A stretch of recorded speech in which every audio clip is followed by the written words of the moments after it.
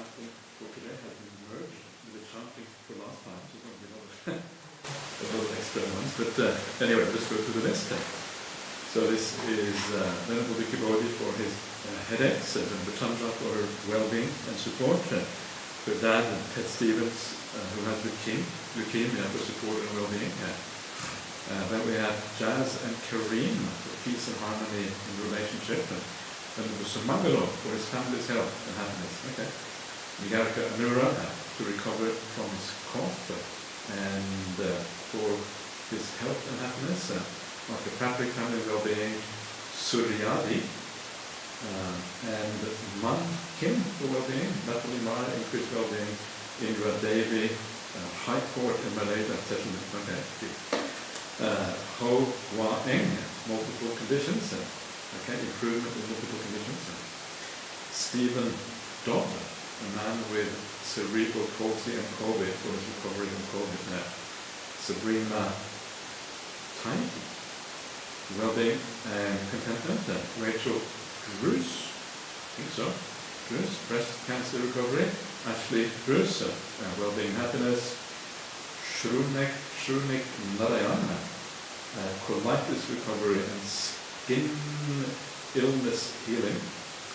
Maya and Ginja Narayana, well-being and happiness, recovery from surgery. That's Alia Salgado. Good conditions for practice is Gayatri Vijayasinghe, she's actually done well, I think. Yeah. And Ranti Sene Viratne. Simon Shirley, 50 days, class girl, last week, now it's 57 days to do it. Han Ai Hun, late stage of life, but peaceful death and fortunate rebirth. Hun Chua Nong Yin Kam, and Kob Yuan Chat Chai Tenko. For the pronunciation. Common Na Lampang, with more sore leg, would like good health, okay? Kicks, Rohan San, for fractured jaw and quick recovery. And Helen King for cancer recovery. Lee, Hamna's friend who died in Thailand. Mary Foley, less suffering and more happiness in current situation. Peace to Renee Gilman, to the hospital in Australia. Okay. Orawan for sore hip, Frank Maria Chu, family business. Eddie Kong, who died of cancer. Teresa Dennings, who has passed away. And Lu Sim Manna, successful operation and smooth recovery. Alright, that's the list of people. So we'll do the, as usual, do the Mahamandla Sutta, the Vatana Sutta, and the Karanyametta Sutta, the three suttas, which are in the book somewhere there. Okay. Namo tassa bhagavato arahato samma sambuddhassa. Namo tassa bhagavato arahato samma sambuddhassa. Namo tassa bhagavato arahato samma sambuddhassa. Asevana chabalana panditanam chasevana puja cha pujaniyana etang mangalam uttamam patirupade savaso chapube chakata punyata Atasamma panidicca etang mangalam uttamam bahusa chanshasi pancha vinayo chasusikito subhasita chaya vacha etang mangalam uttamam mata pitu patana Uttadara sasangamo anakula chakamanta etang mangalam uttamam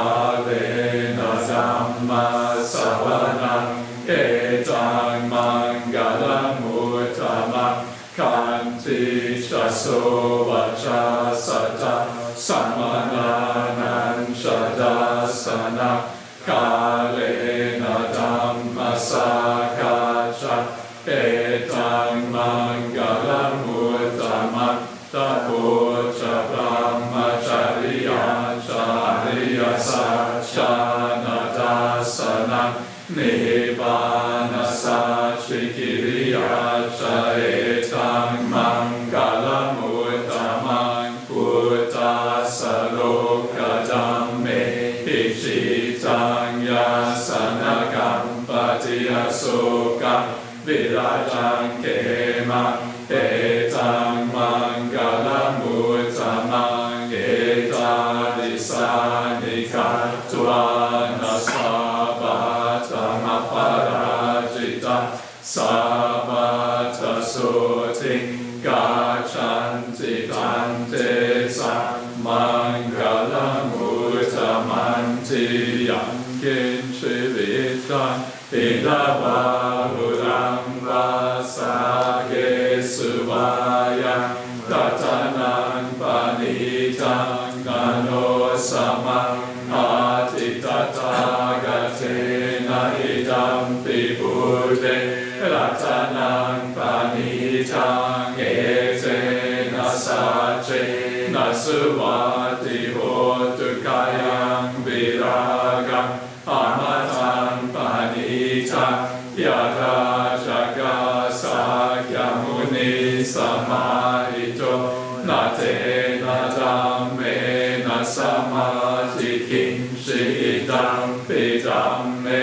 ratanang panitang etena sacena suvati hotu yang buddhaseto parivanari sucing samadhi manantarikam yamahu samadhi natena samo navijati idam pidamme ratanang panitang etena sacena suvati hotu ye pugala atasatang pasata chatarieta niyuga nihonsi te dakineya sugata sasavaka ete sudinani mahapalani idam pisange ratanang panitang etena sacena suvati hotu ye supayuta manasa dalena nikamino gotama sasanang nite patipata amatang vigaya lada muda nibuting bunjamana idam pisange ratanang panitang etena sacena suvati hotu kinang kurana navang nati sambhavang virata cita yatike vavasme tekina bija abirulhi chanda nibanti dira yatayang padipo idam pisange ratanang panitang etena sacena suvati hotu kananiya mata kusalena yantang santang padang abhisame chasako uju chasuju chasuvacho chasamudu anatimani santu sako chasuvaro chapakicho chasalamukavu tisantindriyo chanipako chapagavo kule Ananugido Nachakudan Samachare Kinshiyena Vinyu Hare Opavadeyung Sukhinova Kemino Hontu Sabe Sata Bhavantu Sukhitata Yeke Shripana Bhuta Tita Savatavadava Anavasesa Digava Ye Mahantava Majrimarasaka Anukatula Ditava Ye Chadita Ye Chadure Vasante Avidure Bhutava Sambhave Siva Sabe Sata Bhavantu Sukhitata Naparo Parang Nikubeta Natiman Yetaka Tashinan Kim Shibayaro Sana Patiga Sanya Nanya Manya Sadhu Kamiche Yamata Yataniyam Puta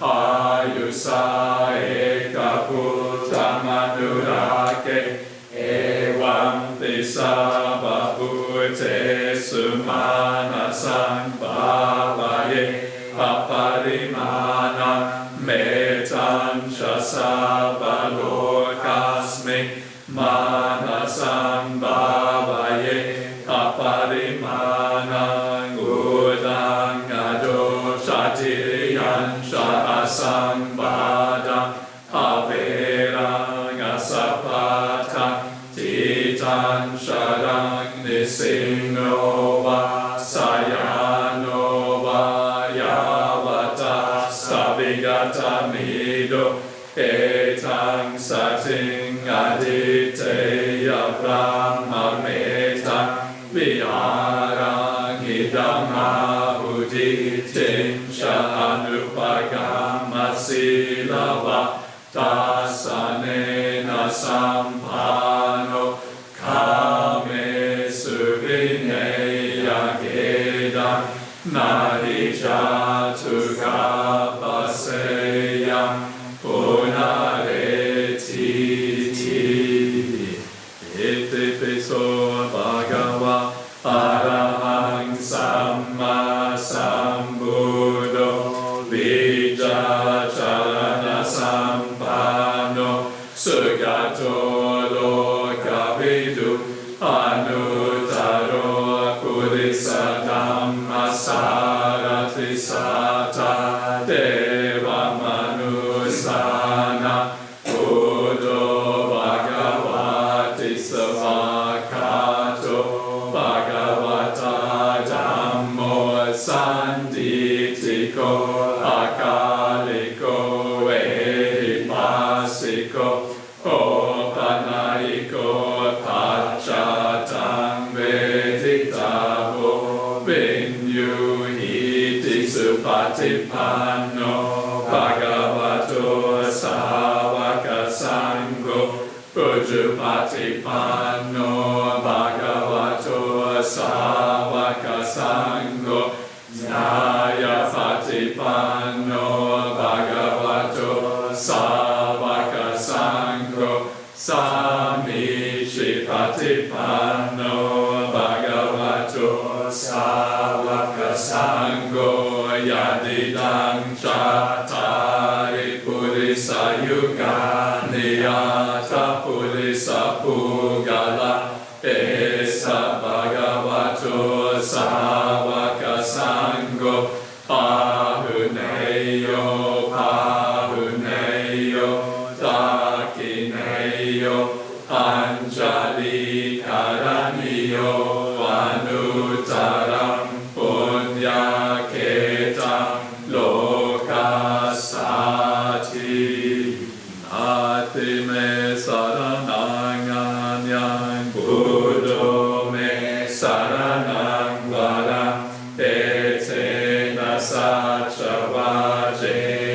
so ti te hotu sabada nati me saranang anyam Dhammo me saranang varam etena sachavajena soti te hotu sabada nati me saranang anyam Sangho me saranang varam etena sachavajena soti te hotu sabada.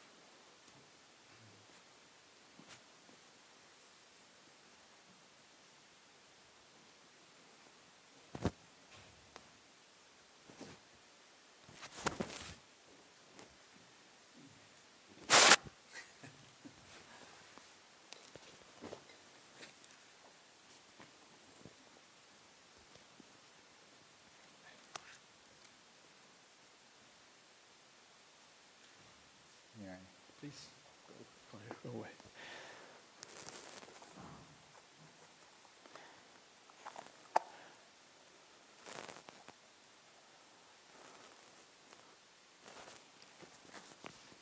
Oi, let's get it.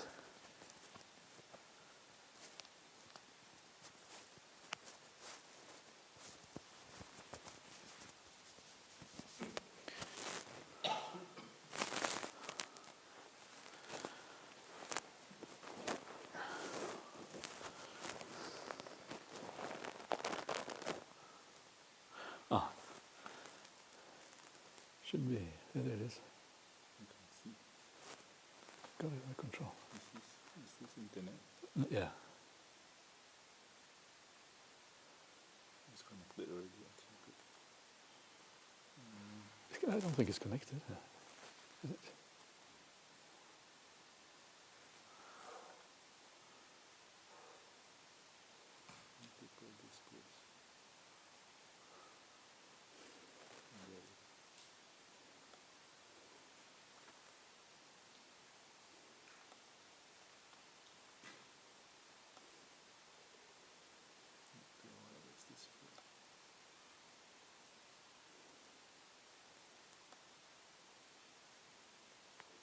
Did it connect? I don't think so.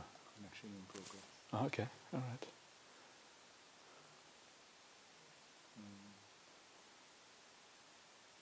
The mouse is. People can use this space. Yeah, good. Can you switch to black background? Ah, that's right. Okay. So how to do that again? This is a web page. Can you do that with a web page? Yeah, never mind. Exactly. So, all right.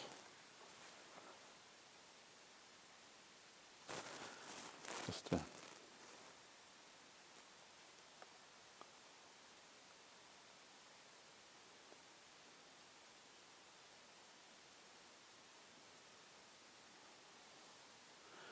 All right. Wait, go away. Okay, so here we go. Namo tassa bhagavato arahato samma sambuddhassa. Namo tassa bhagavato arahato samma sambuddhassa. Namo tassa bhagavato arahato samma sambuddhassa buddhang dhammang sanghang namasami. Yeah. Okay, everyone, so we're going to do another in this endless series on the Brahmajala Sutta. Actually, it's not endless. The previous one was much more endless. This is less endless than the previous one. So we're coming towards the end. We have so far looked at, 50 of the 62 views of the Brahmajala Suttas. And as we have seen, the majority of views have to do with eternalism, with the idea that the mind or the person somehow lasts eternally, either in the past or in the future. It may arise spontaneously in the past, but then it goes on in the future. So eternalism in one way or another. And in the suttas, very often you see this pair of views, the kind of the standard way of thinking about wrong view in the suttas. And that is, of course, eternalism, which is called sasata vada in Pali. Sasata means eternal. Vada is like doctrine, so doctrine of the eternalism. And then you have the opposite, and this is precisely annihilationism that we're seeing now. This is called ucheda vada in the suttas. Ucheda means annihilation, and vada, again, is this idea of doctrine or teaching, a teaching of annihilation. And these are always considered like the two extremes, and I think I mentioned this before. If you look at human history and human culture throughout the centuries and millennia, you find that these are the views that are almost always espoused almost everywhere. The idea, and we can see that in the suttas. We see all the people apart from the Buddha, of course, they also espouse these particular views. The idea you will get annihilated when you die, or you carry on forever. And all the great religions of the world usually are eternalist religions. And then you have the people like the people who are more people of science, perhaps, who are often more annihilationist or atheists or whatever have you. There's always these two extremes. And so this is why the sutta, all the various of the 62 views, they fall into one or other of these categories. So it subdivides the idea of eternalism and annihilationism into various ways that this can be thought about. And of course, the Buddha has this strange doctrine called dependent origination, which is really, really weird. And that's why it's always called the Dhamma by the middle, because somehow it isn't between. It kind of doesn't fall into either of these extremes. There's a Dhamma by the middle called dependent origination. It's specifically called the middle in, I think, the Kaccanagotta Sutta, which is found in the Nidana Samyutta number 15, a very famous sutta. So now we're going to look at the other end of these views. Having looked quite extensively at eternalism, we're going to look at the Uchedavada, the annihilationism. And of course, this is very interesting because this is basically the view that is very common in contemporary society. A lot of people are annihilationists. I just remember most of my friends at university, they were all annihilationists. I can't remember what I was. I've been Buddhist for so long, I can't remember what I was anymore. But I was probably annihilationist or kind of leaning in that direction myself in those days. This is kind of the standard view of the world. It's considered sophisticated. Unfortunately, regardless of how sophisticated it might be considered, it is wrong according to the Buddha. So this is kind of problematic. And we often don't realize this. One of the, I think, very important things to realize as a spiritual practitioner, as a Buddhist practitioner, is that the views of the world are very often trapped in paradigms. They're caught up in paradigms. And the paradigm that exists, paradigm means like a world view, a particular outlook that is in the ascendancy at a particular time. And paradigms tend to, people are stuck into this paradigm. So they, because the whole world looks at things in a certain way, everyone tends to look at things in the same way because we tend to be sheep, we tend to kind of follow the crowd. And because the paradigm is in a certain way, the whole world thinks in that way. But actually, a paradigm is a place where you are stuck. It's a place where you can't make progress precisely because those views are accepted by everyone. You're not making progress. And then the idea is, this is kind of a very famous book that was written about the kind of evolution of science. Then the evidence builds up against that paradigm, against that worldview. until eventually there is sufficient evidence. And then you have what they call a paradigm shift, a shift in outlook, and suddenly the whole world looks at things in a new way. And so it's important to understand that, so that we don't just follow the majority as if the majority is always going to be right. No, the majority is always going to be deluded. That's the reality to it. And we shouldn't be afraid of kind of having our own opinions and looking at things in a new way. I think this is so important because otherwise we would be in the same trap as everyone else in the world, trapped by these paradigms. I mean, there's many worse things than that, of course, but that is one kind of trap that you can fall into. So just because this is a kind of popular view of contemporary culture, just because there are a lot of intelligent people who believe this kind of thing, doesn't mean it is true. The difference between wisdom and intelligence, I think, is always a very important one to bear in mind. So here comes the Buddha's critique, of these 7 grounds, and he, first of all, he lays them out, 7 ways in which people are annihilationists, and so let's just read the very first paragraph here. There are some ascetics and Brahmins who are annihilationists. They assert the annihilation, the eradication, the obliteration of an existing being on 7 grounds. And what are the 7 grounds on which they rely? So he really piles it on there with kind of adjectives to make absolutely clear. There's no doubt that this means the extermination and extinction and obliteration. The Pali words are actually very strong, so it is not wrong to use a similar strong vocabulary in English translation here. And so extermination of an existing being, and of course this idea of an existing being here is really the critical word, because this is what tells us that what they have and what the wrong view is. The wrong view is precisely the idea of an atta again. They take something existing as being annihilated. And I think the majority of people, if you think about what it means to be, let's say you're going to die, you have an annihilationist view, a lot of people will find that kind of scary. I'm here, I can feel myself, this is going to be annihilated, that's kind of unpleasant, right? Wow, I'm going to be gone. And that is the atta view right there. If you feel that it is unpleasant that you're going to die, you know the atta view is inside of you. Even though you may know on paper that there is no self, or you may agree with that, the feeling is still there. And this is that important distinction that you find in the world, where you find philosophers or people who are psychologists or whatever, and they will say that from our investigation of people or the world or whatever, there is no self. And yet they still have that same fear of most people, that when you die, everything is going to be exterminated. It still feels weird. If you haven't got the view of self, then everything disappearing when you die is no problem anymore. There's no vested interest in the 5 khandhas. In fact, there is an anti-vested interest in the 5 khandhas because you want to get rid of them. They are just dukkha. So you want to get rid of this whole thing, The exact opposite view of what you have now. Now you want to hold on to the 5 khandhas because it feels as if you're there. But an enlightened person actually wants to get rid of everything. And cessation is such a, for them, would then be a beautiful outcome. And this is kind of the idea behind all of this. And this is why it is so hard to grasp.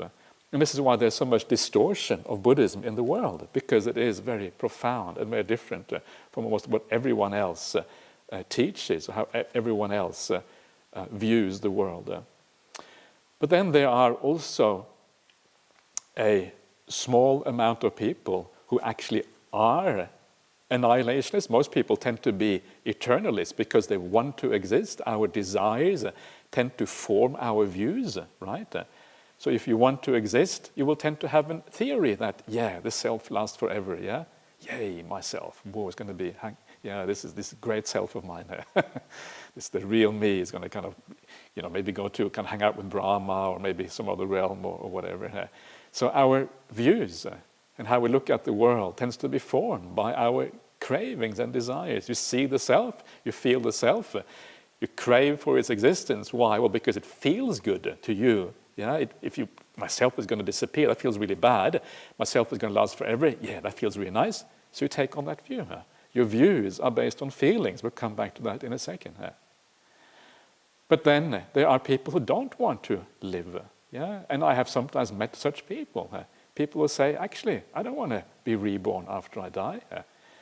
I remember the Venerable Dirvangso, one of the monks that was here before. Apparently he went to his auntie and he said to his auntie that, you know, when you die, you're going to be reborn. And she said, oh no, I don't want to be reborn. I've had such a miserable life. I really don't want to live again. I've had enough of this existence business. I just want to kind of, fade away and die once and for all when this is over. And this is not that uncommon a view. It seems to be fairly common among the people in the world. Just the realization that actually life has a lot of downside. It would be nice to kind of go into an eternal sleep. We are just wiped out, and there's nothing more to be felt. So because people have this view and they have this idea that they want to cease to exist, well, they feel good if that view is presented to them.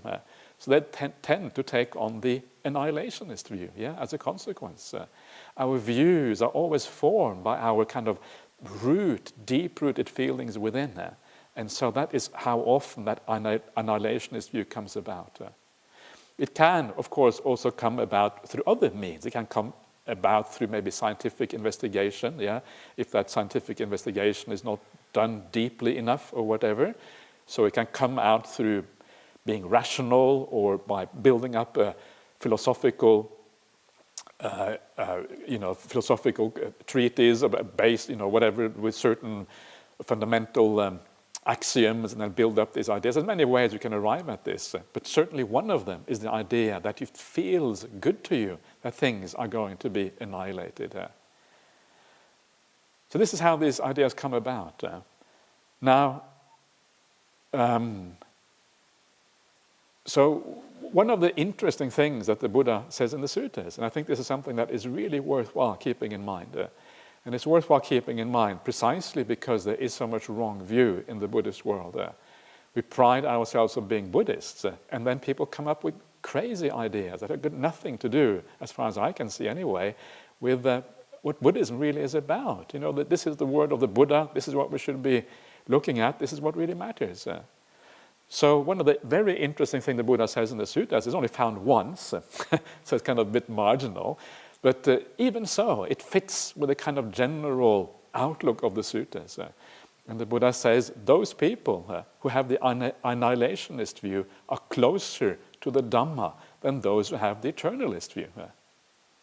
Eternalist view is actually a big hindrance for coming to the Dhamma path, because it is a very powerful craving that often lies behind that, the craving to exist. Once people have bought into the idea of an eternal God and you're going to be reborn with God, whether it's a Christian God or a Muslim God or a Hindu God or whatever, once you buy into that and there's a lot of social support, then very easy to carry on. But so it's very hard to get out of that. So it's actually very useful to already have an idea that getting out of existence is a great thing here. So if you are one of those people who already want to be annihilated, good on you. You're on the right track. So if you don't have that craving already, it's not a bad thing here.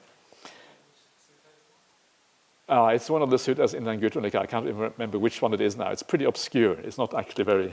It's called the highest of the external views, Bahira Ditti. Bahira means external, in other words, other religions than Buddhism. It's called the highest of the external views. And that is the annihilationist view.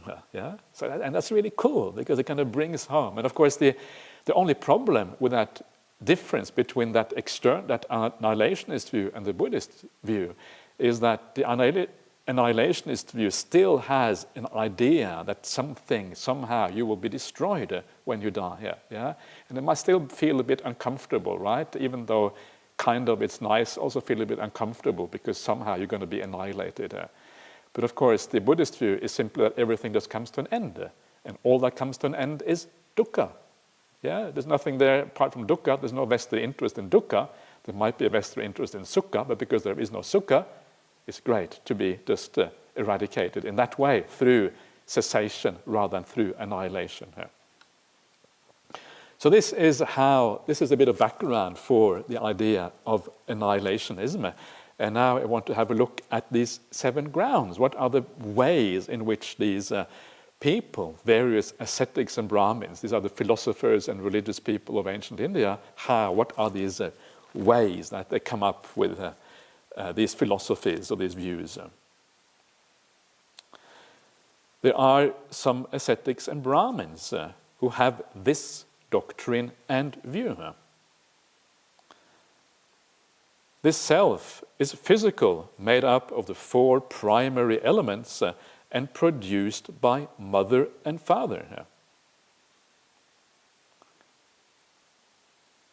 Since it's annihilated and destroyed when the body breaks up and doesn't exist after death, that's how this self becomes rightly annihilated. This is how some assert the annihilation of an existing being. Okay, so let's just, sorry about that, go away.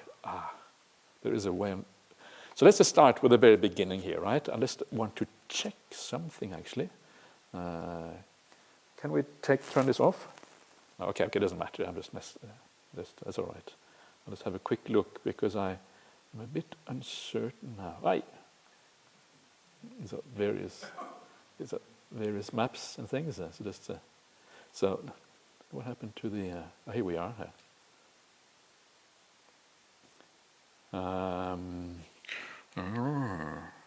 Okay, just relax, just chill a little bit, and just trying to. So much to go through.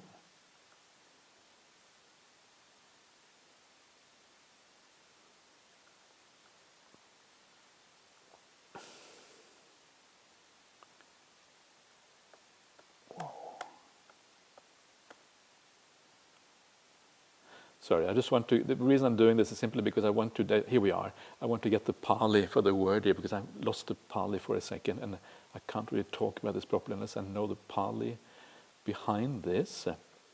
So, atta rupi kaya sabeda.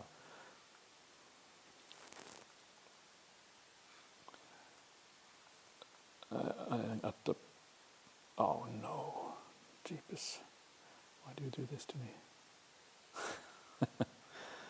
Oh.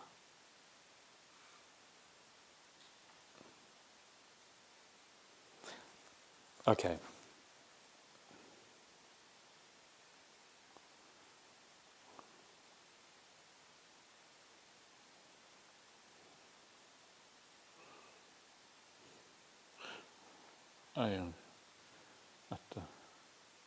Okay.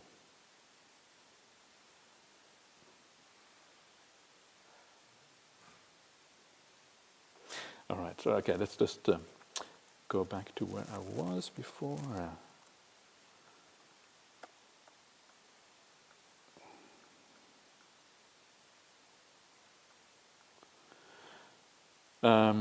Okay, so let's just stay there for a second. I was going to come back to that later on maybe. So here the self is physical. This is rupin, yeah? And the idea here is that it is made up of the four primary elements. And of course, these are the elements that we always talk about in the suttas.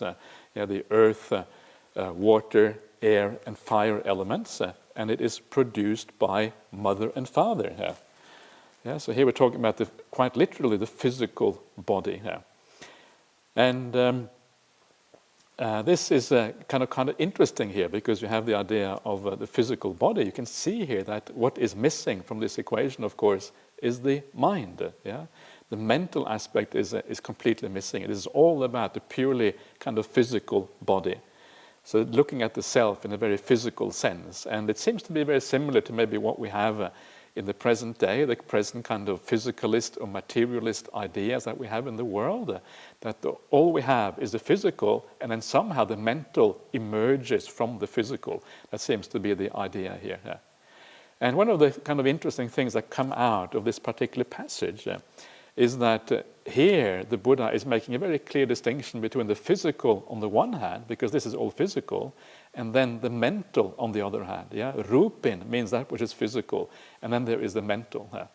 And you can see here, this is produced by mother and father. In other words, this is what comes from the genetics of your parents. This is like evolution in progress. So this gives you an idea of how maybe Buddhism regards the idea of evolution. Evolution is just the genetic evolution, coming from your parents, coming from your ancestors, and how beings kind of evolve due to the mutations of genes, etc. And then on the other hand, you have the mental evolution, which is the consciousness, the vijnana, but then somehow merges with the physical world in a certain way. Exactly how that works from Buddhist point of view is hard to really pinpoint. There's obviously some kind of relation there, but it's two different evolutions. And when those two evolutions meet together, that's when you get a being here. Consciousness comes from somewhere from a previous life, and then the evolution comes through the chain of ancestors, that's the physical evolution, and then they meet at a certain point, and that is where the idea of a being is created. So in Buddhism, we have a kind of double evolution. We can easily, there's no problem with the idea of Darwinian evolution in Buddhism, or maybe there are some problems, but not anything fundamental. But then on top of that, we have the evolution of the mind, which is the karmic evolution happening over lifetimes and going back into the deep past. That is an interesting point, because people often ask about this. How do we regard theory of evolution in Buddhism? And it's not really at all incompatible with the Dhamma. It's just that we look at the evolution of the mind as far more important. Evolution of the body, okay, maybe, but actually doesn't really matter all that much. It's kind of irrelevant. We focus on something else, which science doesn't even kind of consider at all, because it's kind of beyond the purview of science entirely. So this is kind of an interesting point that kind of emerges from this. It's possible, even in Buddhism, sometimes they talk about the physical body in this way. Even though this is a wrong view, it is obviously expressed through a kind of Buddhist kind of worldview. And so this kind of makes it interesting here. So the self is the physical body. This is what this is about.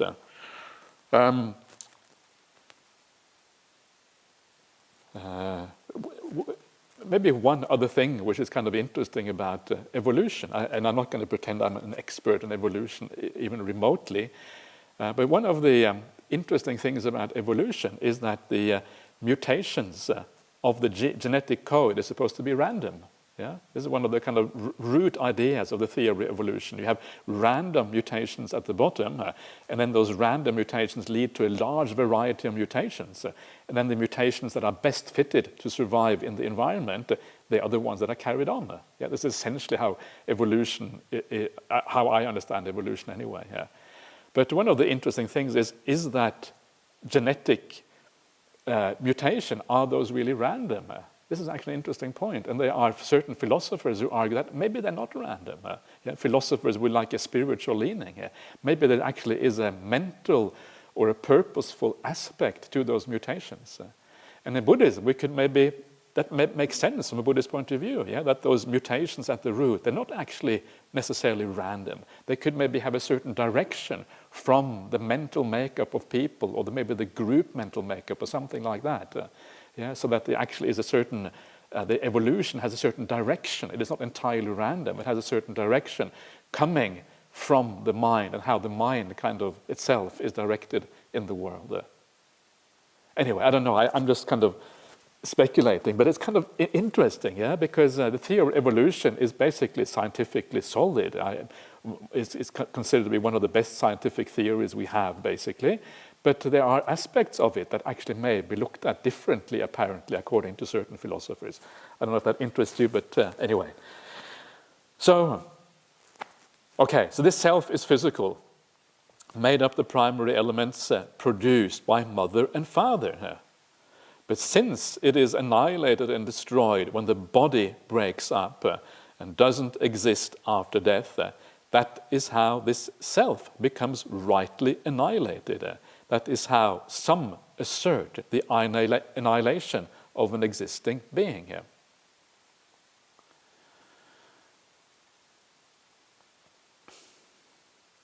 That kind of makes sense. You see the body die, and of course, if your entire mentality is bound up with that physical body, then of course, if the body dies, everything is going to go.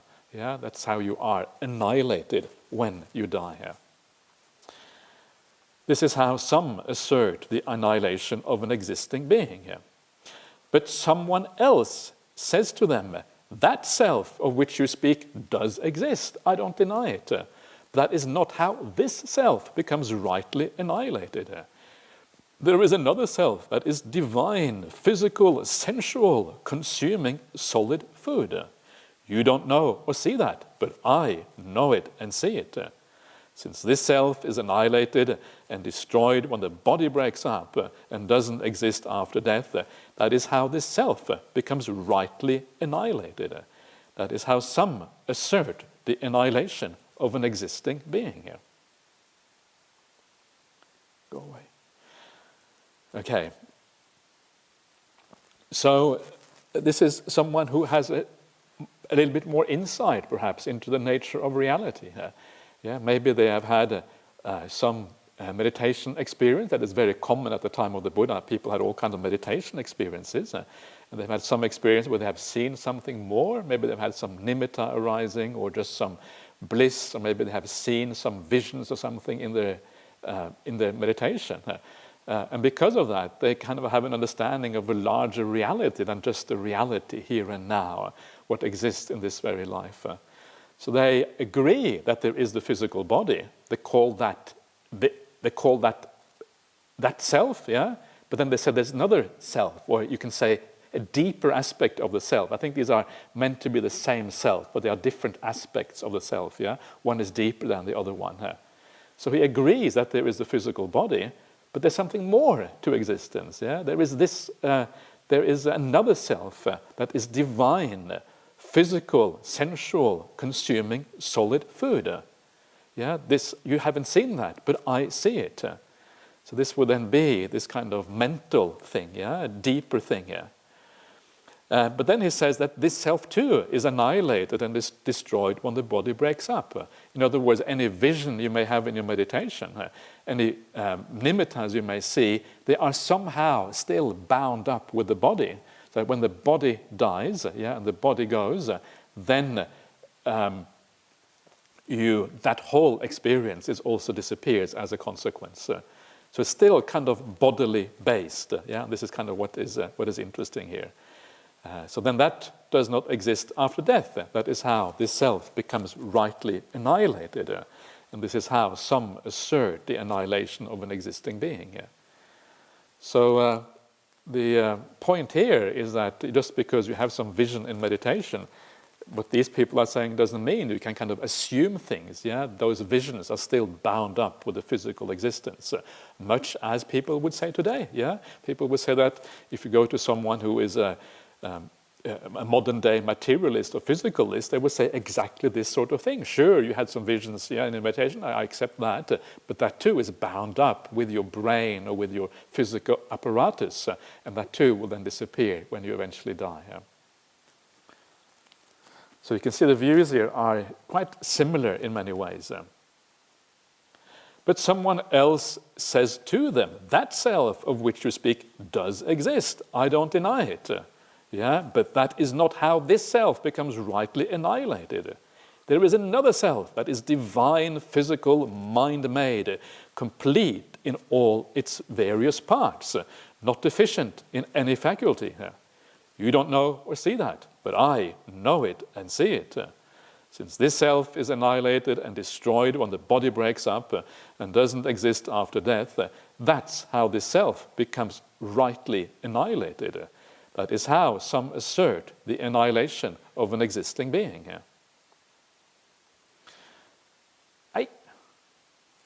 So this fellow goes deeper. Yeah? He says, okay, you have seen nimittas or whatever, sure, that's fine. But actually, there's something deeper than that. Yeah, there's another divine dibba. Physical here is rupin again, mind-made, manomaya, complete in all its various parts. Sabanga something. Basically having all limbs and all faculties, not deficient in any faculty. Ahin indriya is the Pali word. It's kind of a special specialized word in the Pali. And so this then is just some higher idea, some higher mental experience that you have. It could perhaps refer to the jhana states. Maybe it refers to kind of nimitta states where it still kind of has a physical component. It's a little bit difficult to know exactly what it means. It sounds, when it talks about complete in all its parts, it doesn't sound like a jhana experience, because jhana experience doesn't have kind of all parts. It's a bit weird, but maybe there's a strange way of expressing it, I don't know. And then you have this idea of not deficient in any faculty. And this is also kind of fascinating, because one of the things that you often hear about when people have an out-of-body experience or a near-death experience, something like that, or a deep meditation experience for that matter, it is more real than our ordinary experience. It is more real because you are more mindful, you're more immediately present. The things that you see are more powerful sensory or mental impressions. So it's more real, it's more powerful. It's as if you are more awake, yeah? And so I think this is maybe what is meant here by not deficient in any faculty, that the faculties are incredibly sharp and incredibly present. This happens with near-death experiences. It can happen in meditation or whatever. And there's a sense of being fully complete and fully there. So I think this kind of rhymes with some of the experience that you hear about in the present day as well, when people have, when people go through these kind of things. But anyway, this is the higher self that they're talking about. And according to this person, this higher self also is somehow connected to the physical body. So when the physical body dies, then this experience too passes away as a consequence. I want to make one point here, one I think which is a very interesting point that just occurred to me really. That's why it was interesting to me, because it occurred to me. It may not be interesting to anyone else, but to me it was interesting. And that is the word manomaya, mind-made, which you find here, yeah? Manomaya. And very often it is translated like this, mind-made. And when you talk about something that is physical and it's mind-made, it sounds like the physical aspect or the kind of the body is mind-made. So you have like the manomaya kaya, for example, in the suttas, often translated as the mind-made body. But actually what I think it means is not the mind-made body at all. Mind-made body sounds like a body made by mind. That's what it sounds like. But what I think it means is actually a body made of mind. Yeah, you can see the difference there. A body made by mind means that there is something more to the mind, which you call the body. Yeah, that is the body there. But body made of mind means that the mind itself is the body. Yeah, which is kind of different. And then when you go to the immaterial realms, you have the sanya maya kaya, yeah, which then could be translated as the body made by perception, but I think the more appropriate one is actually the body made of perception. The perception itself is the body that you have in those places. And that is very fascinating because it says something about the idea of body, yeah, the idea of kaya. Kaya in the sutras is one of these very hard words to pin down. And is very often translated as body, and very often you get people talking about the jhana states, and they say, well, the word kaya is found within, for example, the third jhana, you find the word kaya for the jhanas, and then in the similes of for the jhanas, the beautiful similes about the lotuses growing in water and being fed from within and these kind of things. It talks about the kaya in some of those similes as well. And based on those ideas, they say, well, kaya, physical body, is somehow present in the jhanas. Yeah? So to have a proper understanding of the word kaya is actually very important. And when you understand them here as the body made of mind, yeah, or the body made of perception, which I think is obviously the case because that's all you can have in the immaterial realm, so it must be the correct translation. It cannot mean any body apart from that, so it must be right. Then we're getting much closer to the truth. And in the suttas, I want to talk a little bit about this because to me this is a really important point. It's a bit technical, but to really be able to understand how the word kaya is used in reference to the jhanas, in reference to the immaterial attainments, in reference to attaining the deathless. Even the deathless is said to be attained kayena, by the body. To understand these things correctly, you have to understand the role of kaya in the suttas. And the way it is very often used, and I've been really perplexed about this, I never really understood it, but kaya is often used either with vijnana and chitta. It is never used as one of the 5 khandhas. It is never the same as rupa. It is always used either with vijnana, consciousness, or it is used together with chitta.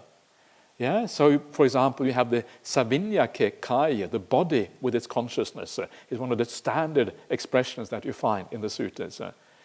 So, kaya here seems to be all the other 4 aggregates. Yeah? You have kaya on the one side being all the 4 aggregates, and then you have the vijnana, which is the kind of the counterpart to those 4 aggregates. Just like you find in dependent origination, where you have this, where you have namarupa, yeah, namarupa and vijnana kind of being conditioning each other. Namarupa here is basically what kaya is.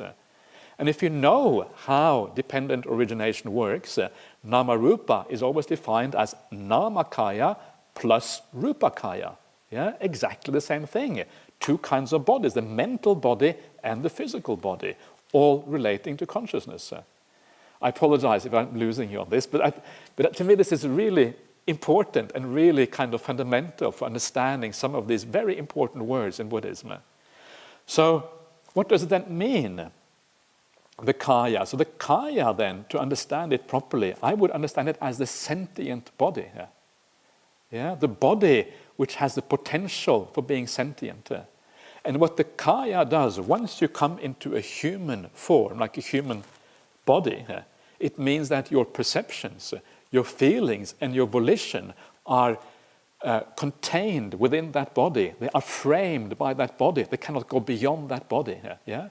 So the body here is not just the physical body, but it is the perceptions and feelings and volitions, all the other khandhas, and how they are restrained, if you like, by that physical body that you have taken. Then in the same way, if you get reborn in the with a mind-made body, yeah, a body made of mind, then that is the body you have at that time. Because that body, even though it is mental, it sets the limits for the kind of perceptions, volitions, and feelings you can have within that realm. It decides those feelings, yeah? And that's why all the khandhas, in a sense, are related to that body that you have at that time. And this seems to have been how the word body is used in the suttas. And so it seems almost to mean something like personality. Yeah, personality. What is a personality here? A personality is the sum total of your thoughts, your feelings, your perceptions, your volitions. You can maybe take consciousness out and say personality are those things that make you you. Consciousness doesn't really make you you because it's kind of neutral, but all these other things are what make you you. So personality is maybe a very good translation for kaya. Whatever your personality is, depending on where you get reborn. And now, if you translate it that way, it makes a lot of sense that in the 3rd jhana, for example, you talk about experiencing something with the body. You're personally experiencing it. Yeah? You directly experience it. That is what it actually means. This is why it can be said in the suttas that you experience the immaterial attainments with the kaya, because you personally experience it. Whatever your person is in that state, that is the thing you experience it with. Same thing with the amata, when you experience I think it's the paramasacca or something like that. With the body, you experience it with your personality you have at that particular time. So this, I think, is, you can translate kaya as sentient body, you can translate it as personality, yeah, one of those things, and then you are, I think, on the right track. What you should not experience it as physical body. In fact, in the Pali, there is a specific word for physical body, which is very interesting, right? That is already taken care of by another word, and that word is sarira. Yeah? When the Buddha dies or a monk dies, what is left is not the kaya, what is left is the sarira. The sarira are the physical remains that come afterwards. The kaya is something more. It is a sentient body. It's a body endowed with all of these other aspects of the person, the personhood. Yes, Venerable Radha. In that case, I'm just thinking of the word rupin and how it's translated as physical, Yeah. whereas rupa is generally translated as form. And I'm thinking, if taking the lead from your argument, whether rupin or rupa in that case should be form meaning shape rather than form meaning physical. Well, it usually means both. Yeah, this is the thing with the rupa. It has both the idea of shape as, I mean, in the, for example, the thing that you contact is actually called potabba, but rupa has this kind of double meaning, it seems. So yeah, if and the body made of mind, for example, that is likely not what you typically understand as physical, but you could experience it as having a shape, as in with fingers and. possibly. So there could be a rupa aspect to that. That's what you're saying. Yeah, exactly. So that's how you get the higher kind of yeah. So it could be manomaya, but still have a physical aspect to it. That, yes, a shape. That would be precisely. Yeah, exactly. And yeah, indeed. And I think this is exactly what happens. Yeah, when you, for example, when you have some kind of special experience and your mind is there, but you still have a perception of the body is still there. Yeah, some kind of form. I mean, this is what happens with near-death experience very often. Yeah, you feel immaterial in a certain way, but you still have a shape that you had before. You haven't really changed all that much. You still recognize yourself. So I think that's exactly right. So it's only in the human realm that we have it's kind of physical in the sense of being both material and shape at the same time. Yeah, indeed. Did that make any sense with my expression of kaya? I apologize for going on so long about that, but I find it's a very important kind of technical point of the Dhamma. So for those of you who are interested, I don't know how many that is, maybe one, maybe just me, I don't know. But does anyone want to say anything about that? Because I hate to just kind of fly over these things and kind of not really... it's actually not a very complicated point. It's just that when I talk, I just make a mess of it, that's all. So... everyone okay with that? Yeah? All right. Okay, so then that self is annihilated. This is the self that has form, yeah? Shape, as Venerable Radha says quite rightly, form in the sense of shape, and that is a very important understanding of that term, apart from the material aspect of it. And that then dies when the body dies, yeah? And then we can move on to the next one. What happened to that great clock you had before, that really ticking down the seconds? That was a cool one.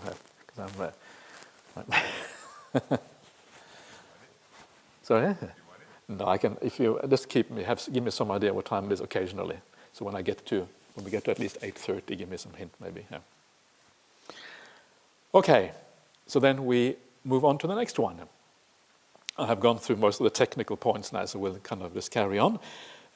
Someone else says to them, that self of which you speak does exist. I don't deny it. But that's not how this self becomes rightly annihilated. There is another self, or if you like, another aspect to the self, which has gone totally beyond perceptions of form. Yeah? With the ending of perceptions of impingement, not focusing on perceptions of diversity, where that space is infinite, it is reborn in the dimension of infinite space. It is reborn. That's a bit weird, isn't it? Because we're not talking about rebirth here. Okay. You don't know or see it, but I know and see it.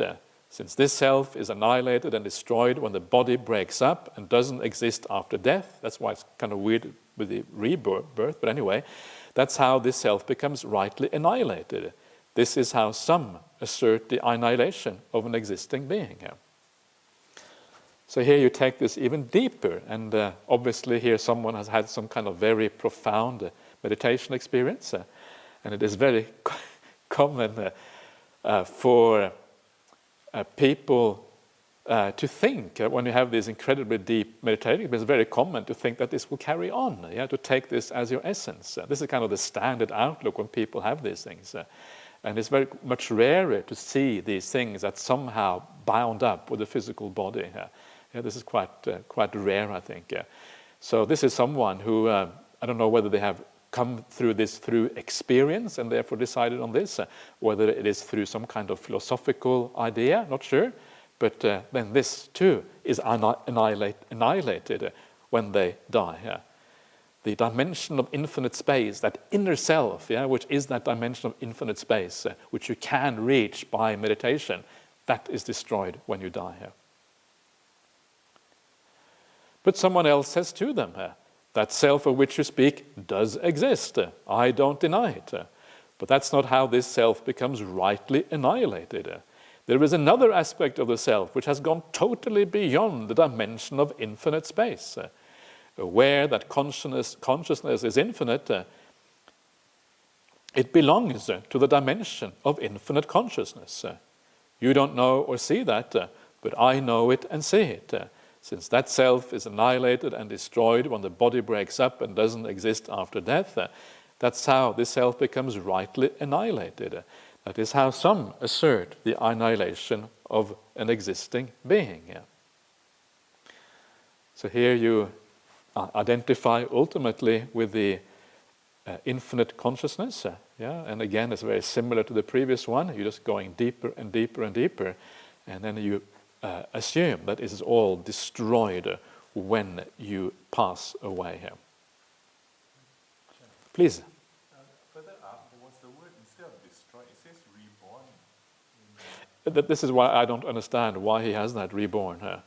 I would say aware that consciousness is infinite, it belongs or it is part of the dimension of infinite consciousness. Because I think the Pali is upaga, it means goes to. But I guess maybe what happens here, maybe the idea here is that after you die, the consciousness goes there maybe, and then before it is obliterated or something like that. But I think the idea of rebirth, it doesn't fit with the whole kind of sequence. So I find that very strange. I'm not sure why Ajahn Sudarta has translated in that way. So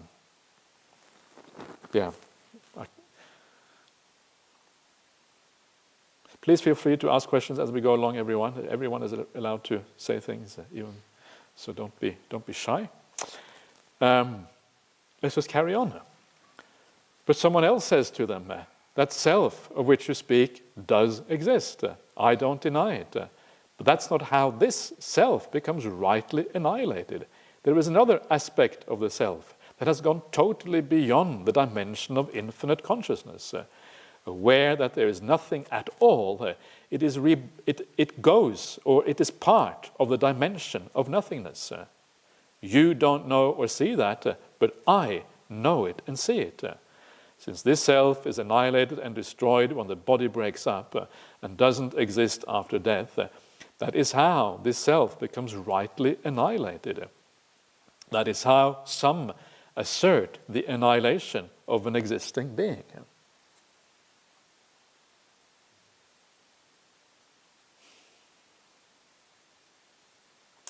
But someone else says to them, that self of which you speak does exist. I don't deny it. But that is not how this self becomes rightly annihilated. There is another aspect of the self that has gone totally beyond the dimension of nothingness. Aware that this is peaceful, this is sublime. It is part of the dimension of neither perception nor non-perception.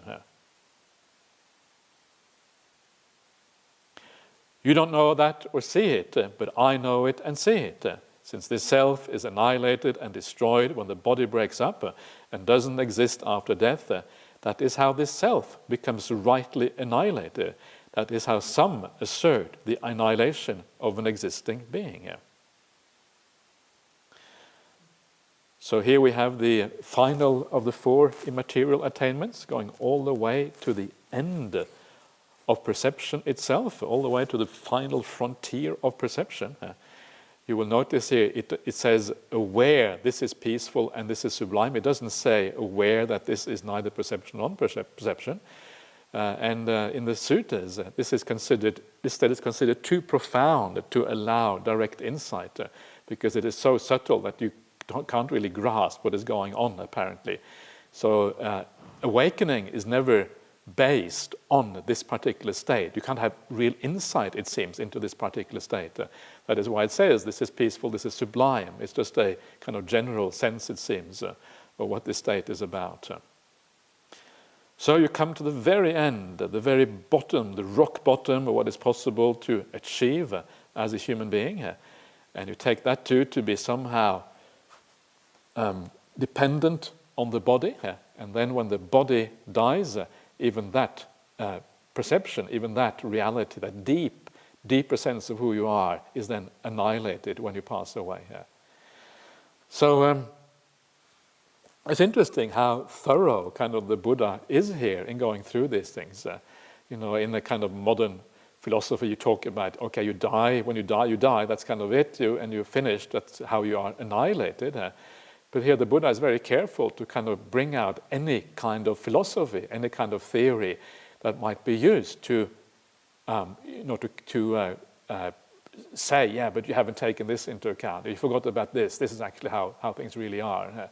And the Buddha, of course, needs to be very thorough in how he counters these kind of views. So I don't know whether these views ever existed or whether the Buddha just knows that there are potential views. I don't really know. But this is then the annihilationist views.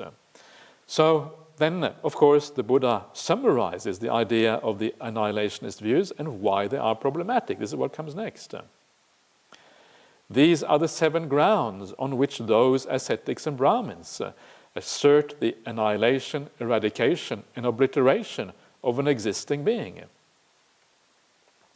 Any ascetics and Brahmins who assert the annihilation, eradication, and obliteration of an existing being do so on one or other of these 7 grounds. Outside of this, there is none. The realized one understands this. And it goes on a little bit. I can't remember exactly what is in there, but I don't think we need to be too concerned about that now. Just get the main points. And those who genuinely praise the realized one would rightly speak of these things. Because this is exactly the insight of the Buddha, the insight into non-self, the insight into dependent origination. And that is what makes the Buddha a Buddha, not all these other preliminary things like virtues or what have you. So, okay, so there you are. So, what has been elided there by those little 3 dot points is actually the things that we have been seeing throughout. But just to remind you again of what the Buddha says in there roughly, what he says in there is that all of these views are ultimately based on feeling. Feeling is really the ground of these things. And we will come back to this maybe again in the later section later on. And this is what I started out by saying, that kind of feelings. You have the idea that you don't want to exist. And because you don't want to exist, the view that annihilation is going to happen feels good to you. So all of these views are based on feelings one way or another. Or if you just want to be really hardcore intellectual, I don't really want to be eradicated when I die, but because I have to kind of be true to my thinking or whatever, I'm going to believe in this anyway. Well, then still there's a kind of feeling there that you are, you want to be true to your thinking. That's a feeling to you. So still you're following feelings in a certain way. And then that craving, to follow the feelings, then builds up the upadana. Upadana is the taking up of things. And of course, one of the important takings up is precisely the taking up of views, the dit upadana that you find everywhere in dependent origination. So it is rooted in these feelings, and this is what makes this so interesting and fascinating. So as I always like to say, when you realize that all your views are rooted in feelings, you stop taking them so seriously. Venerable Nivato. Ajahn, what is the difference between anagami and arahant? Different between anagami and arahant. Okay, are you in terms of... Basically, in terms of an anagami, is it because they actually have a craving which is to clinging? As a result, they actually have this feeling that they want to be annihilated. As a result, that's why basically there's still some clinging. And as a result, they're born in the pure abodes rather Yeah. rather than basically exist. They don't want to be annihilated because they have right view. Yeah, they know what's going on, so they know that you don't get annihilated. They know that there is cessation. If you practice in the right way, when you die, you will just cease.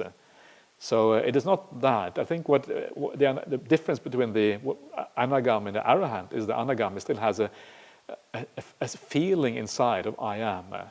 Yeah, it's just like, I think there's a beautiful simile called in the Khemaka Sutta, in the Kanda Sangyutta number 988 or something like Khemaka. It's a very nice little sutta where it is explained the distinction between the anagami or the sotapanna and the arahant. And it says, like, when you have a cloth that has been washed, yeah, in those days they used cow dung to wash cloth, yeah, so it still smelled a bit of cow dung after you finished, so it wasn't kind of a nice smell. So they say you put it away in a scented casket, yeah, and after a while the cow dung smell is gone, and it just has a beautiful scent of whatever is in that casket. That cow dung scent, yeah, notice the cow dung, right? This is an important part of the simile, yeah. That's like the feeling I am. Even though you know that there is no I am, even though you know there is no self in this, because of the habits of the mind, you still perceive and sometimes think in terms of I am. It's the cow dung in the mind that needs to be gradually aired out. And when it's finally aired out and the cloth becomes pure, that's when you become an arahant. Yeah? So that is the difference between the arahant and the anagami. The view is exactly the same. And so do they have craving? They have obviously some very kind of underlying thing there. But I think usually what happens with the anagami, they get reborn in a certain realm, they go through a few realms, and then they kind of end up just disappearing into nothing. Yeah. So why would they have that craving? Is there still a very subtle form of self that they believe in? Yeah. That's why. They don't believe in it. They feel it. They experience it. They don't believe in it. If you ask them, they will say, I don't believe it. They know it's not true, but they can't help themselves from feeling it because the habit is so strong. Yeah? And that will then lead to some degree of craving, I suppose, so they will carry on in the future. Yeah? That's why that happens. But it's an interesting, one of the interesting things you find in the sutras, you find the famous case of the jnananagami. And a jnananagami means like an anagami with jhanas. Yeah, so this is not actually an anagami at all. It's like a stream entry. And if a stream entry dies and they enter the jhana as they die, when they come out of the jhana, they parinibbana straight away. Yeah, because they have the insight, they know that there is no self, and because they enter a jhana, when they come out, there's nowhere else to go. They don't have any craving to go anywhere because they have already just had the best experience of their life, so they just kind of poof, they go, and they're gone. They don't go anywhere. The famous jnananagamis. This is one quick way to enlightenment. If you're on the sotapanna, die, enter a jhana, and you go out like that. It's actually in the suttas. Anguttara Nikaya 4, you find the jnananagami here. Yeah. Okay. Any last questions, anyone? I apologize for making it a bit technical today, but I just, I don't know, sometimes I feel some points are really important to me, so I speak them disregarding completely what the audience wants and just kind of, Nothing else? Everyone is happy? Okay. It's good that you have your personality. I have no choice. Otherwise, we're all the same, very boring, basically. Very boring world. Okay. Thank you, that's very kind of you. I'm stuck in this blooming personality, what can I do? Oh, dukkha. Okay, let's call it a day.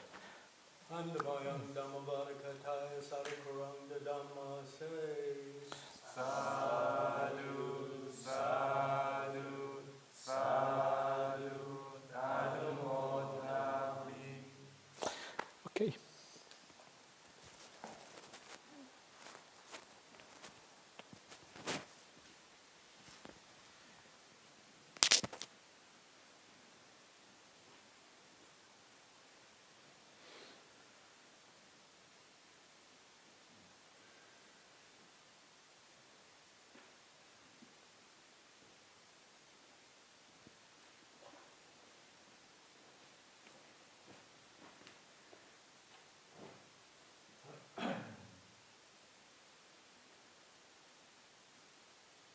Arahang Sama Sambuddho Bhagava Buddhang Bhagavantang Abhivadena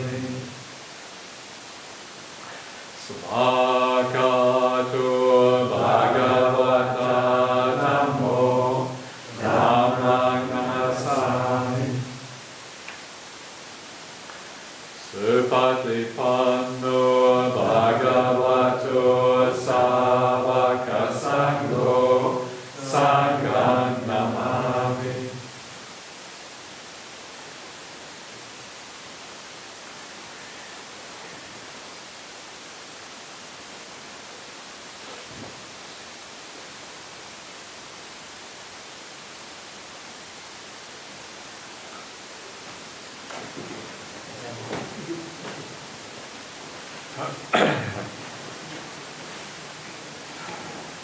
예, 예, 이거